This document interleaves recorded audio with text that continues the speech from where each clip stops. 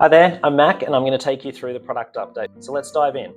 Firstly, I want to talk to you about a few updates we've made in the quoting area of the product. So now when you're creating a new quote on a job that already has a quote, so what we refer to as re-quoting the job, there's a couple of options on how you can populate that new quote. You can choose to either base the quote off the tasks and costs that are on the job, or you can base them upon your previously accepted quote, which is known as the master quote. So this just gives you flexibility to re-quote those jobs in the way that you want to. We've also got a change when you're accepting the quote that relates to this.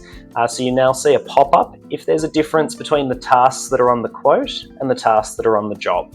So you can choose whether you want to overwrite all of the tasks on the job with that quote and delete any that don't exist on the job, so using that quote as your source of truth. Or you can mix and match, and you can say, leave the tasks on my job as they are, don't delete them, but update them with any information from the quote.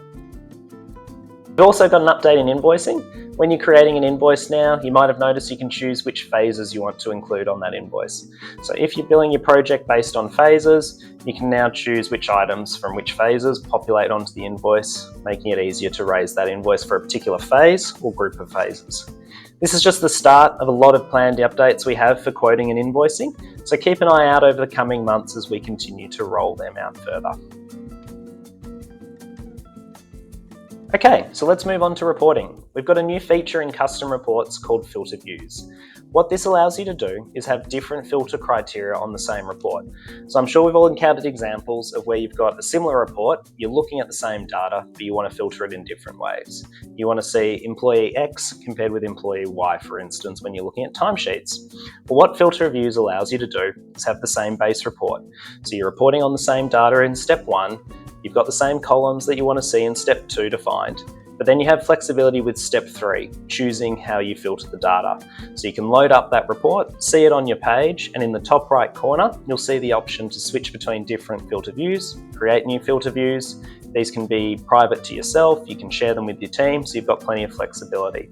And what that'll allow you to do is just to consolidate multiple reports into one and allow you to jump between different views of it easier.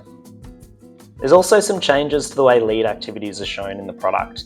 Now, you can switch between a list view or a calendar view, and there's various ways you can customize that to make sure you can see all the information that's relevant to you.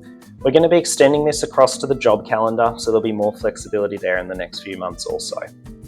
There's also some updates that we've mentioned in previous videos that we're really excited to announce are being shared with more customers. So firstly, our Airwallex integration that allows you to collect payments from your customers using their credit card on your WorkflowMax invoices. That's now available to our customers in New Zealand and the UK. So check that out if you're in those regions. Secondly, our HubSpot integration, allowing you to sync contacts and companies in one or both directions, as well as convert HubSpot deals to WorkflowMax jobs, is now available for all accounts.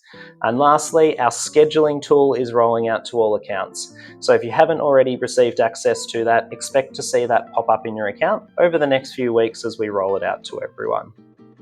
Lastly, we're really excited to share an update on our API v2. So this is currently in beta, and we've been getting some great feedback from our customers and partners who are helping with that around how much easier it is to make calls because they don't have to make multiple calls to receive information about a particular object, like custom fields, and also how much more information is available through the API.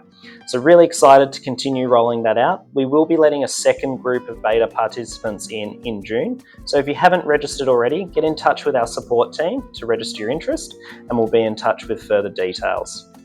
So thanks for joining in. I hope you've enjoyed this update. There's plenty more new features and improvements that have been released, so head to our full release notes if you want to find out more about them. And we'll catch you next month to share some more exciting news about our updates, particularly in reporting and purchase orders.